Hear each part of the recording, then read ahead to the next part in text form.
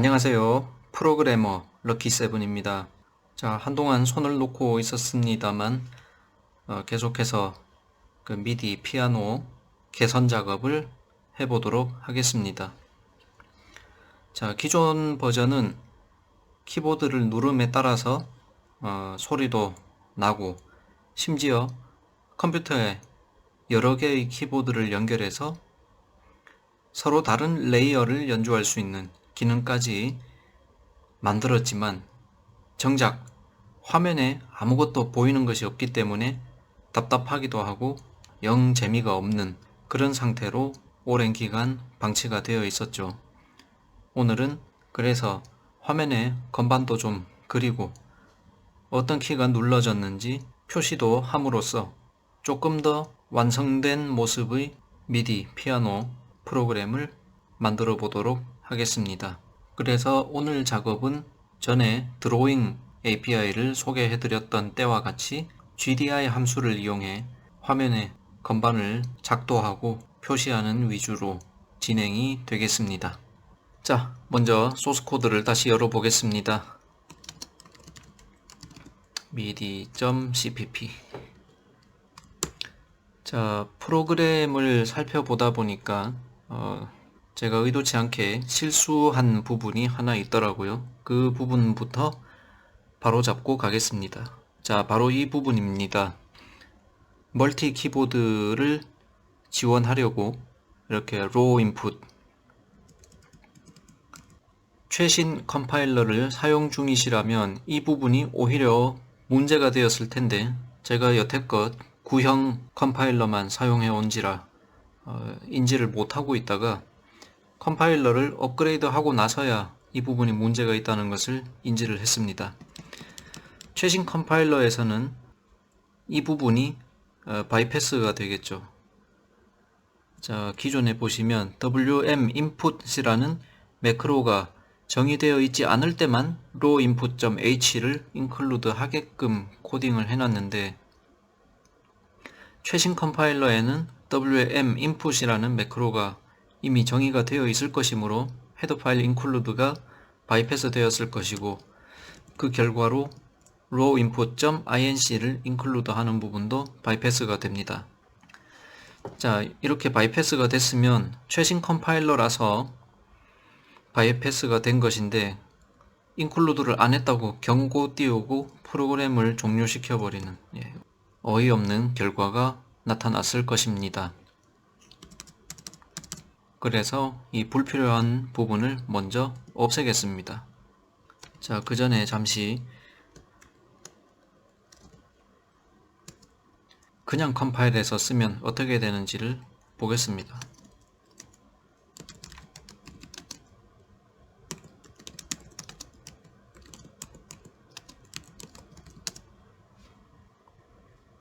자, 제가 최신 컴파일러를 사용했기 때문에 이렇게 컴파일을 해보면 not included 라고 에러가 떨어지고 끝나버립니다. 자, 이렇게 되면 안되니까 이 부분을 삭제를 하고 다시 컴파일을 하겠습니다.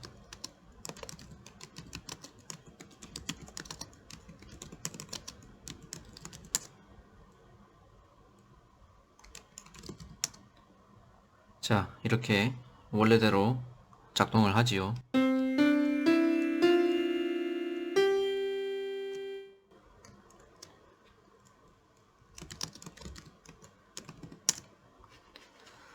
자, 그럼 본격적으로 하려던 거를 해보겠습니다. 먼저 화면에 건반을 작도해야 하므로 wm paint 부분에 건반을 작도하는 코드를 작성하겠습니다.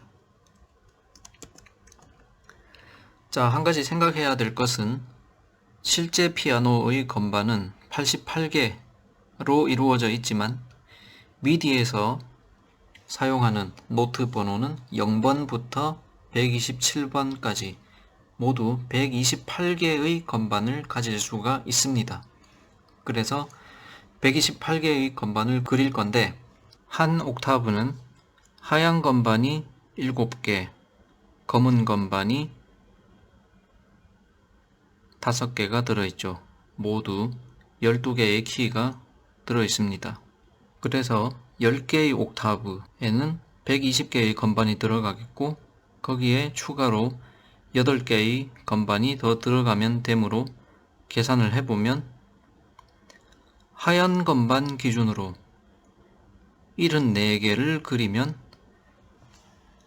그 사이사이에 검은 건반을 끼워 넣었을 때 총 128개의 건반이 나옵니다. 그러므로 for loop를 이용해서 128개의 건반이 그려지도록 하겠습니다.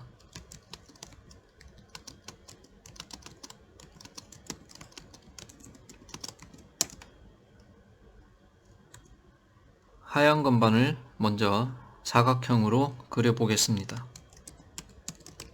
렉탱글, HDC, 그리고 가로 위치는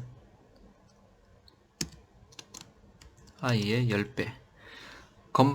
하얀 건반 하나의 폭을 10픽셀로 하겠습니다. 그러므로 각각의 건반의 X좌표는 i의 10배가 되겠죠. 그리고 Y좌표는 0입니다. 클라이언트 영역에서 가장 윗부분부터 건반을 그리겠다는 뜻입니다. 그리고 건반의 폭을 10으로 했으므로 건반 하나가 끝나는 좌표는 i의 10배에 10을 더한 값이 되겠죠.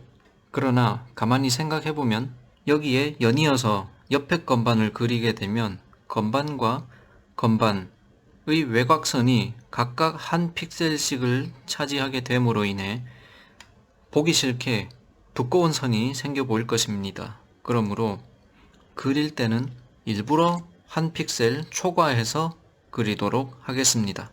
그리고 건반의 높이는 120픽셀로 하겠습니다. 자, 그리고 이제 검은 건반을 그릴 차례인데 i의 값을 이렇게 저렇게 계산하고 따져보려고 해도 깔끔하게 떨어지는 수식을 만들기가 녹록지가 않습니다. 그래서 룩업 테이블을 만들어서 검은 건반을 놓아야 할 자리인지 아닌지를 판단하도록 하겠습니다. 검은 건반을 놓을지 여부를 판단하는 룩업 테이블이므로 검은 건반 블랙 테이블이라고 하겠습니다. 그리고 하얀 건반은 한 옥타브에 7개가 들어갈 것이므로 매 옥타브마다 반복이 되도록 7로 나눈 나머지 값을 가지고 판단을 하면 되겠습니다. 이렇게 검은 건반이 놓일 자리라고 확인된 위치인 경우 이번에는 검정색으로 사각형을 그리면 되겠죠. 자, 이때 사각형을 그냥 그리면 테두리는 검정색, 내부는 하얗게 채워진 사각형이 그려질 것이므로 렉탱글 함수 말고 filRect라는 함수를 이용하겠습니다. 그리고 filRect는 좌표를 따로따로 입력받는 것이 아니라 rect 구조체에 담긴 좌표값을 간접 전달받는 방식으로 작동합니다. 그러므로 rect를 선언하고 검은 건반의 시작 좌표는 하얀 건반에서 7픽셀 정도 어긋난 위치로 하겠습니다. 그러므로 i 곱하기 10에다가 7을 더한 값을 검은 건반의 시작하는 x좌표로 쓰겠습니다. y좌표는 동일하게 0이 되겠고 검은 건반의 폭은 7픽셀이 되도록 하겠습니다. 그러므로 끝나는 지점의 x좌표는 i의 10배에 14를 더해주면 되겠죠.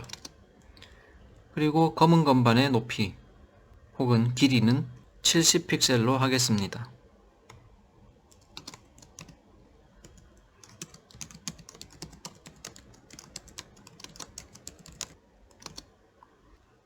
이제 filRect 함수로 이 RT 구조체가 가리키는 사각형 영역을 지정한 브러쉬로 칠하게 만들면 됩니다. 브러쉬, 검정색 브러쉬가 필요하겠네요. 이렇게 검정색 브러쉬를 만들었다고 가정을 하고 검정색 브러쉬로 칠하게끔 합니다. 여기 아직 존재하지 않지만 만들려고 가정한 것들이 두 가지 있습니다. 아니, 세 가지가 있습니다. 검정색 브러쉬 핸들이 있고 검은 건반을 놓아야 할지 참조할 룩업 테이블이 있으며 for 루프를 돌리기 위한 i 변수가 있습니다. 최신 컴파일러는 여기서 바로 선언해서 i를 쓸 수 있지만 비주얼 스튜디오 6.0에서는 이렇게 할 수가 없습니다. 그러므로 위에서 따로 선언해 주도록 하겠습니다.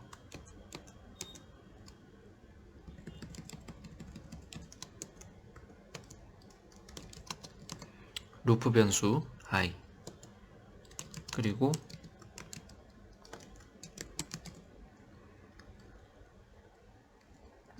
블랙 테이블. 자, 도 다음에는 검은 건반이 있죠. 레 다음에도 검은 건반이 있습니다. 미 다음에는 검은 건반이 없습니다. 파 다음에 있고요. 솔 다음에 있고 라 다음에 있고 시 다음에는 없습니다. 자, 이렇게 룩업 테이블을 만들면 복잡한 수식을 만들어서 계산할 필요 없이 손쉽게 원하는 결과를 얻어낼 수 있습니다. 그 다음에 검정색 브러쉬가 필요한데 브러쉬는 만들어 놓고 여러 군데 쓸 일이 많을 것이므로 스태틱하게 만들어 두겠습니다.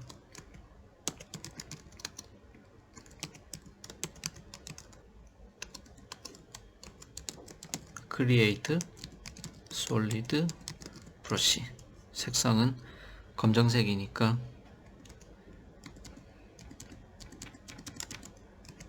모든 컬러 요소가 0인 값으로 지정을 해줍니다. 여기까지 의도한 대로 작동하는지 테스트 해보겠습니다.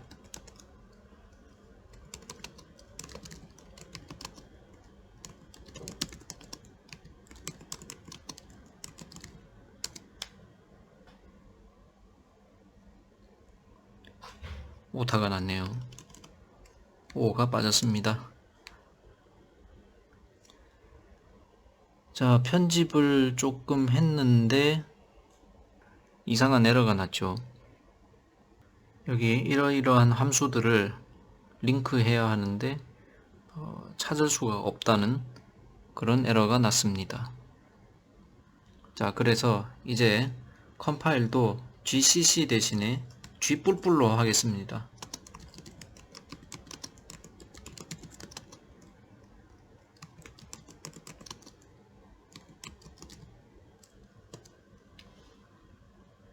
g뿔뿔로 컴파일하면 군말 없이 컴파일이 되는 것을 볼 수 있습니다. 실행해 보겠습니다.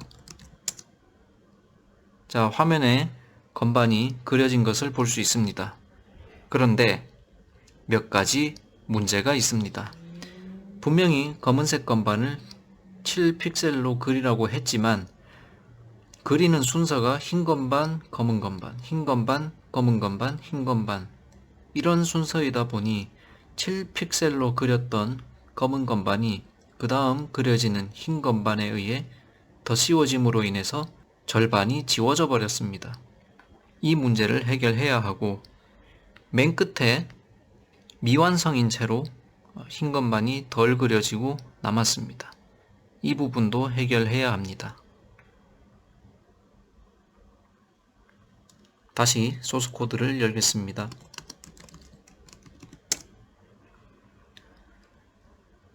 자, 흰 건반을 그릴 때 내부를 흰색으로 채우지 말고 아예 채우지 말도록 널 브러쉬를 만들어서 써야 되겠습니다.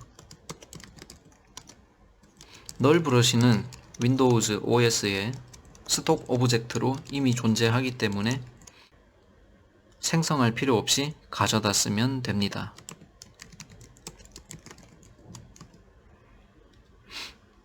이 널 브러쉬는 DC에 세팅해 놓고 써야 하기 때문에 줬다 뺏었다 할 수 있게 기존 브러쉬 핸들을 보관해야 될 필요가 생깁니다.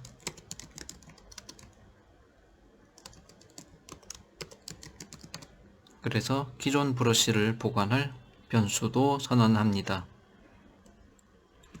이제 WM 페인트로 돌아와서 건반을 그리기 전에 미리 하얀색 바탕의 커다란 사각형을 그려 두어야 합니다. 그래야 속이 빈 사각형을 그렸을 때 하얀 건반으로 보일 것이기 때문입니다.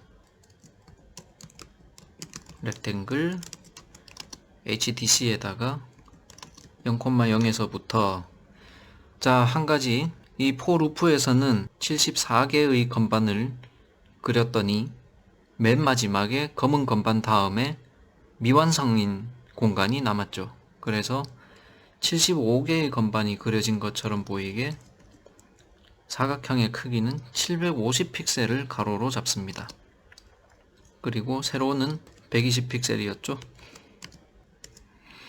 그리고 이후에 건반을 그릴 때는 널 브러쉬를 선택한 상태에서 내부를 채우지 않고 테두리만 그리게 해야 합니다.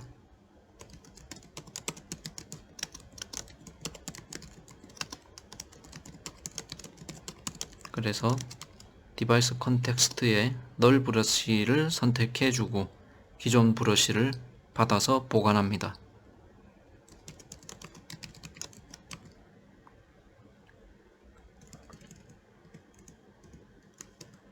그리고 그리기 작업을 마쳤으면 원상복구를 시켜줍니다.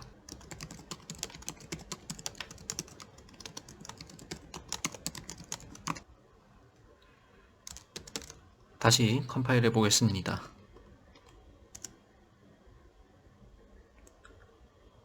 제가 캐스팅을 빠뜨렸네요.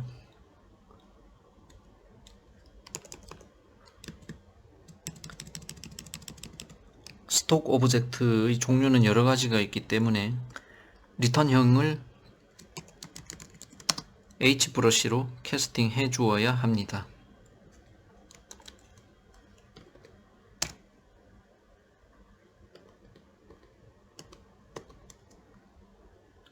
자, 이제 의도대로 예쁘게 건반이 그려진 것을 볼 수 있습니다. 자, 마지막에 미완성으로 남았던 공간에까지 하얀 건반이 그려진 것처럼 보이지요. 이게 모두 해서 128개의 건반이 되었습니다. 이제 해야 할 일은 누른 건반을 표시하는 일과 화면의 크기를 이 건반에 맞게 조정하는 일이 되겠습니다.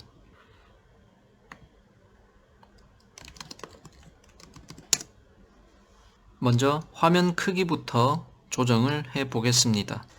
화면 크기를 조정할 때는 클라이언트 영역의 크기를 먼저 확실하게 결정한 다음 윈도우 속성을 감안해서 전체 윈도우의 크기를 계산하면 됩니다. 그 일을 직접 하기보다 OS에게 맡기면 되는데요. OS의 버전이나 또 사용자가 선택한 옵션에 따라서 논 클라이언트 영역의 크기가 제각각일 수 있기 때문입니다. 그리고 그 일을 해주는 함수는 adjust window rect라는 함수가 있습니다. 자, 윈도우가 생성된 직후에 크기를 바꾸도록 하겠습니다. 클라이언트 영역은 사각형이므로 렉트 구조체로 표현할 수 있습니다.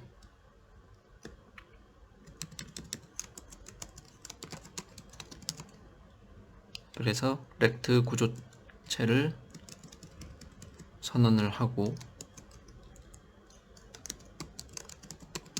여기서 그 값을 설정해 주도록 하겠습니다. 클라이언트 영역의 좌표는 시작점은 원점이 되고 폭과 높이를 나머지 좌표로 삼아주면 됩니다. 가로폭이 750픽셀이었고 건반의 길이가 120픽셀이었는데 나중에 아랫부분에 몇 가지 정보를 더 표시를 할 생각이 있습니다. 그러므로 너무 타이트하게 만들지 말고 여기에 약간의 여백을 더 감안해서 이 정도로 높이를 잡아 주겠습니다. 그리고 adjust window rect 함수를 호출합니다. 이때 첫 번째 인수는 렉트 구조체의 참조를 넘겨주면 되는데 입력과 출력을 겸하게 됩니다. 즉 클라이언트 영역의 크기를 가지는 렉트 구조체를 입력으로 받고 계산이 끝난 좌표를 다시 이 렉트 구조체에 덮어 써주는 방식입니다. 논 클라이언트 영역의 크기를 알려주어야 하므로 윈도우의 스타일을 알려줍니다. ws 오버랩드 윈도우 스타일이죠. 세 번째 인수는 이 윈도우에 메뉴가 포함되어 있는지 여부입니다. 우리 프로그램은 메뉴를 사용하지 않습니다.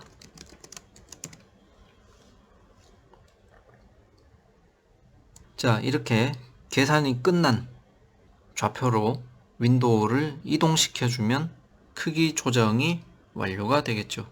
set window position 이라는 함수가 있습니다. 첫 번째 인수로 크기 및 위치를 조정할 윈도우의 핸들을 줍니다. 두 번째 인수는 XY 평면에서의 좌표뿐만 아니라 Z축에서의 위치를 결정하기 위한 인수입니다. 주어진 윈도우 핸들의 바로 다음에 윈도우를 위치시키지만 굳이 필요한 경우가 아니면 생략할 수 있습니다. 그리고 지금 우리는 윈도우의 위치보다는 크기에 관심이 있습니다. 그러므로 위치는 원점으로 고정해 두고 계산된 렉트 구조체의 좌표를 기반으로 크기를 계산해서 알려줍니다. 그리고 우리는 위치에는 관심이 없고 크기에만 관심이 있다고 했으므로 set window position no move 라는 플래그를 주어 위치를 이동하지 말고 크기만 바꾸라고 지시를 해주겠습니다. 의도대로 작동하는지 확인해 보겠습니다.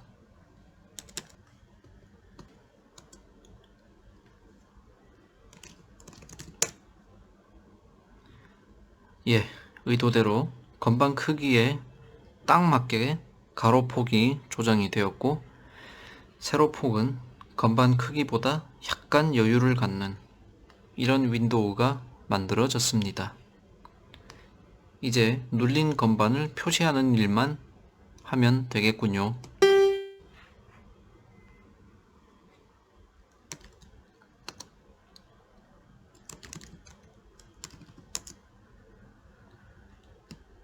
누른 건반을 표시할 때는 빨간색 동그라미를 그려서 표시하고 싶습니다.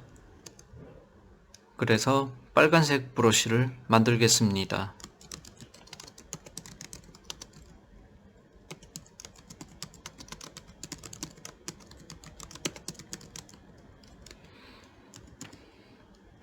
블루, 그린, 레드. 그리고 건반이 눌러질 때 표시를 하고 누른 손을 떼었을 때 표시를 지워야 하므로 WM 키 다운, WM 키 업 메시지 처리부를 추가 코딩하면 되겠습니다. 키가 눌렸을 때 소리를 낸 직후에 화면에도 표시해 주겠습니다. 그림을 그려야 하므로 디바이스 콘텍스트 핸들이 필요합니다. 현재 윈도우의 DC를 얻어오고 그리기를 했다고 가정하고 사용이 끝난 자원은 곧바로 반납할 수 있도록 반납을 잊지 않도록 해제하는 코드를 쌍으로 작성하는 습관을 꼭 들이는 것이 좋습니다.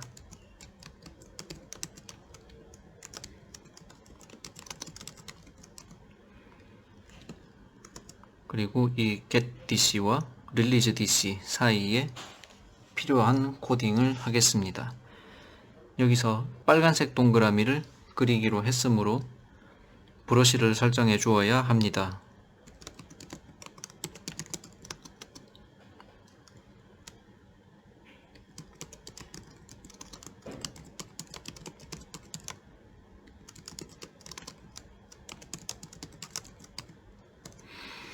이제 원을 그리기 위해서는 검은 건반인지 흰 건반인지를 구분해야 할 필요가 생겼습니다. 이 또한 수식으로 계산하려면 복잡하므로 룩업 테이블을 만들겠습니다. 자, 그 전에 여기 노트 ON을 시키는 것은 조건이 맞을 때만 하고 있었으므로 나머지 건반을 그리는 작업도 동일 조건 하에 이루어지도록 해야 합니다.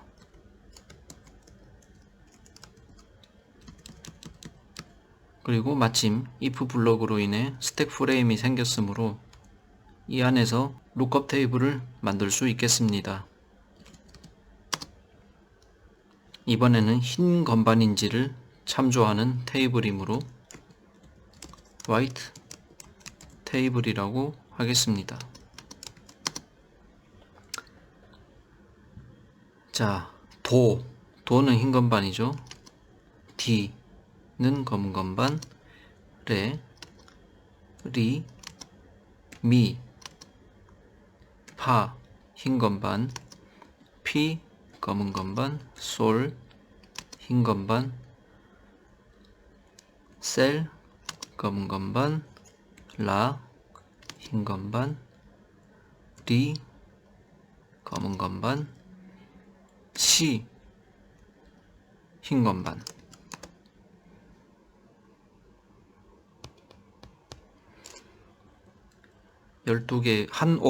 한 옥타브 내에 있는 12개의 노트에 대해 흰 건반인지 검은 건반인지를 알려주는 룩업 테이블을 만들었습니다. 한 가지 더, 또한 좌표 계산을 쉽게 하기 위해서 오프셋 값을 가지는 테이블을 만들어 두겠습니다.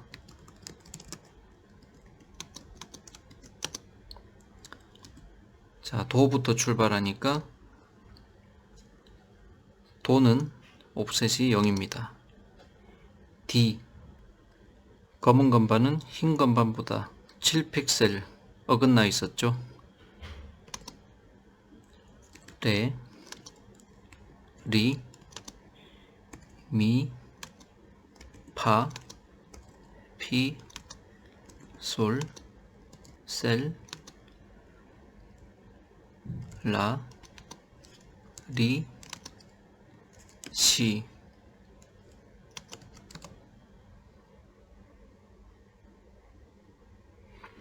열두 개의 오프셋도 룩업 테이블로 만들었습니다.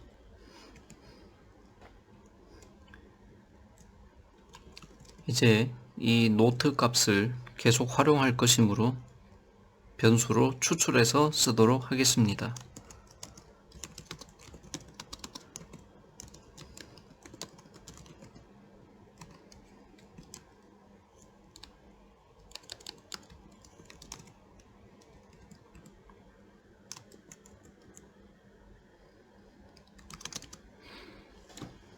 그러면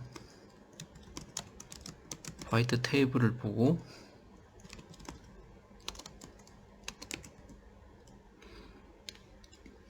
이 노트가 흰 건반인 경우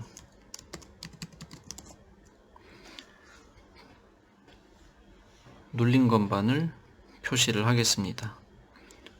동그라미를 그려서 표시하기로 했는데 동그라미를 그리는 함수는 일립스입니다. 주어진 바운딩 렉탱글에 꽉 들어차는 타원을 그려줍니다. 바운딩 렉탱글이 정사각형이라면 원이 되겠지요. 먼저 노트 값을 가지고 그리기 기준점을 계산합니다. 기준점은 옥타브에서 도의 위치를 기준점으로 삼습니다. 그래서 노트 값을 12로 나눈 몫을 가지고 몇 번째 옥타브인지를 알아내고 한 옥타브 안에 흰 건반이 7개 있으므로 기준점의 좌표는 옥타브 번호 곱하기 70을 해주면 되겠습니다. 그리고 여기에 해당 옥타브 내에서의 오프셋 값을 찾아서 더해주면 되겠습니다. 이렇게 가로 좌표가 계산이 되었고, 세로 좌표는 흰 건반의 길이가 120픽셀이었으므로 거기서 20픽셀 정도 안으로 들어온 100으로 하겠습니다. 바운딩 렉탱글의 X2 좌표는 X1 좌표보다 10픽셀이 크면 되겠지요.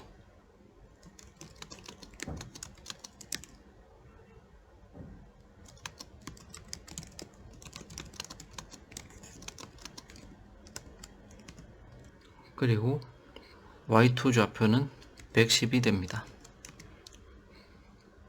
그러면 가로 세로 10픽셀 크기의 바운딩 렉탱글이 되겠습니다.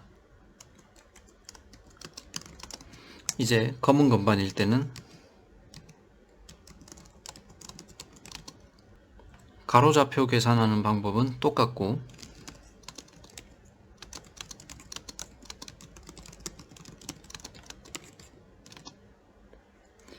세로 좌표만 검은 건반 위치에 맞게 더 위로 올려주면 되겠습니다. 검은 건반의 길이가 70픽셀이었으므로 Y좌표를 40 정도부터 그리도록 해보겠습니다.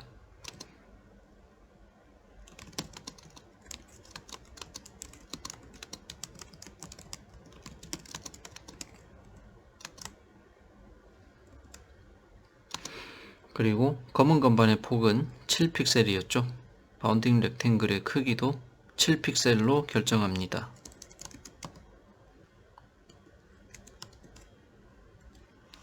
의도한 대로 그려지는지 확인을 해 보겠습니다.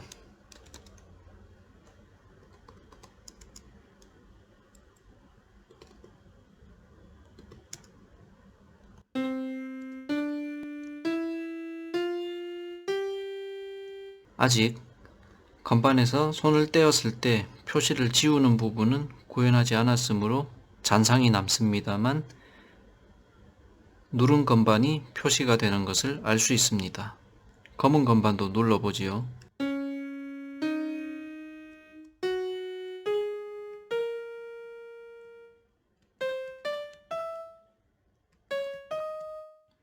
이렇게 표시가 되니까 훨씬 나아졌습니다. 이제 건반에서 손을 놓았을 때 지우는 부분도 마저 구현하겠습니다. 오프셋 계산하는 부분은 동일할 것이므로 복사해서 쓰겠습니다.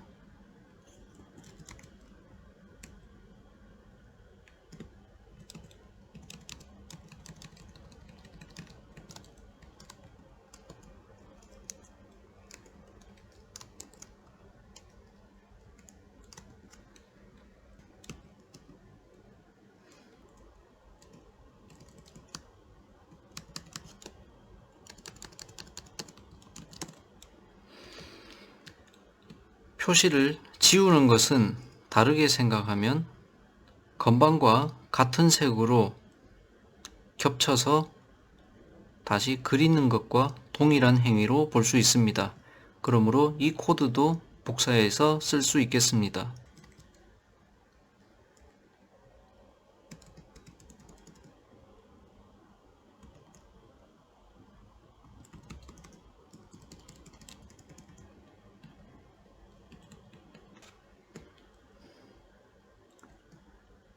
그리고 여기에 실수한 부분이 있으니 그것도 고치고 가겠습니다.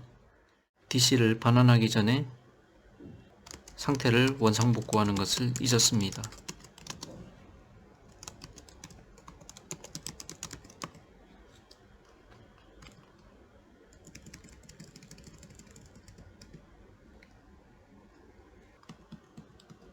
그리고 브러쉬 선택은 건반에 따라서 따로따로 해 주어야겠지요. 하얀 건반일 때는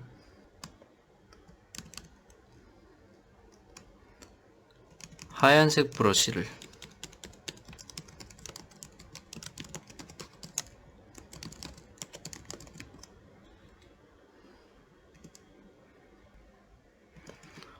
검은 건반일 때는 검은 브러쉬를. 자, 일관성이 있게 흰색 브러쉬도 미리 만들어서 캐시해서 쓰도록 하겠습니다.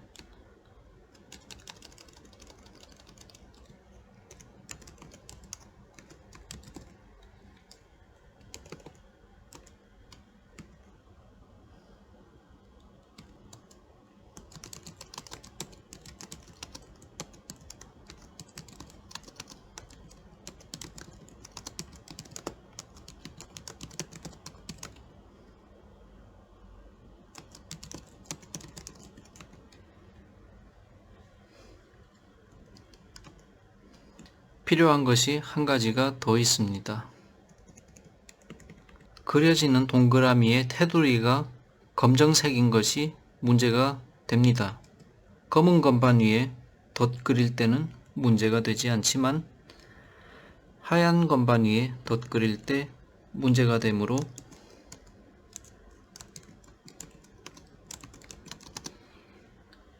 널펜도 필요하게 되었습니다.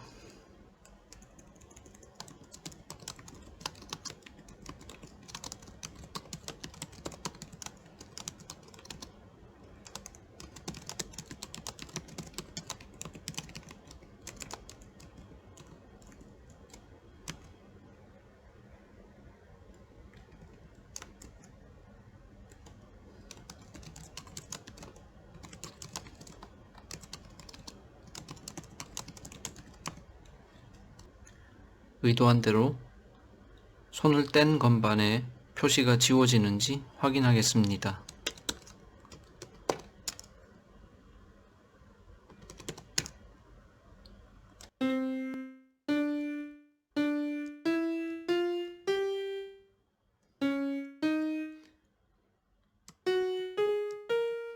검은 건반인 경우에는 문제가 없으나 흰 건반인 경우에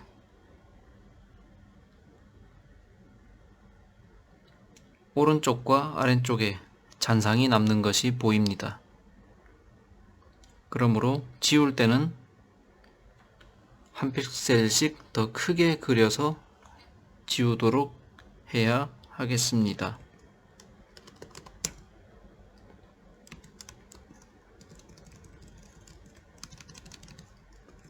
바운딩 렉탱글의 크기를 키우겠습니다.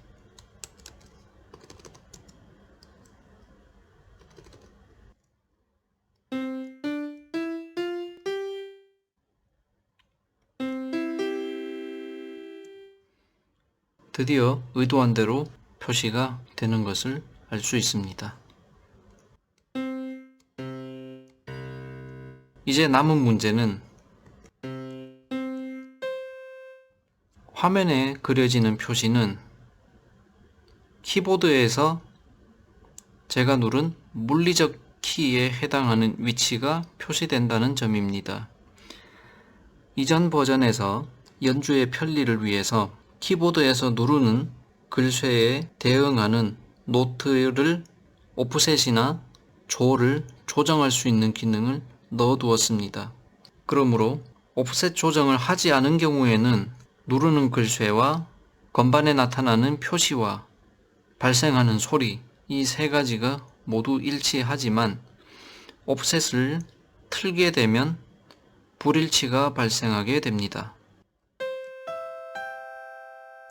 이렇게 옥타브를 아무리 올려도 화면에는 같은 자리가 표시됩니다. 소리에 맞게 건반을 표시해 주는 것이 더 자연스럽다고 생각합니다. 그러므로 그 부분까지 수정을 하고 오늘의 영상을 마무리하겠습니다. 기존에 구현했던 노트 온 함수를 살펴보면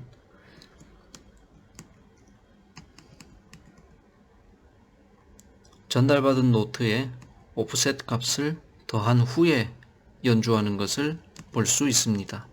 이 오프셋 값을 소리 낼 때만 참조하는 것이 아니라 화면에 눌린 키를 표시할 때도 참조해야 하는 상황이 되었습니다. 그러므로 이 오프셋 변수를 여기서 더하지 말고 메시지 처리부에서 더하는 것으로 하겠습니다.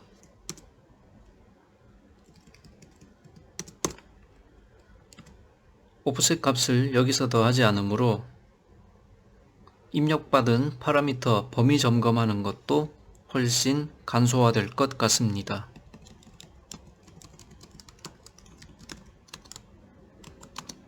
언사인드 값이므로 0보다 작을 리는 없고 128 이하인 것으로만 제한하면 되겠습니다.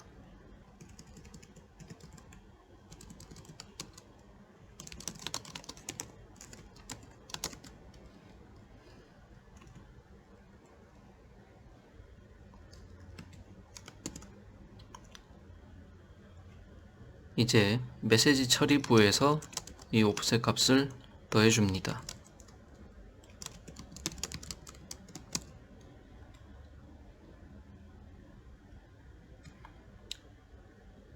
그린 것을 지울 때도 마찬가지겠지요.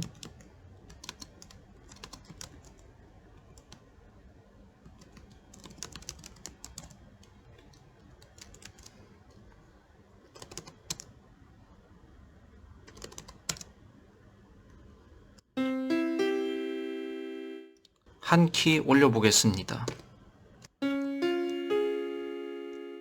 저는 여전히 키보드에서 똑같은 키를 누르지만 오프셋을 조정함으로 인해서 편리하게 키를 바꾸고 있습니다. 그리고 화면에 나타나는 표시는 소리와 일치하게끔 바뀐 것을 알 수 있습니다. 이번에는 옥타브를 바꾸어 보겠습니다. 한 옥타브 낮은 소리가 날 때 화면에도 한 옥타브 낮은 건반이 연주되는 것을 알 수 있습니다.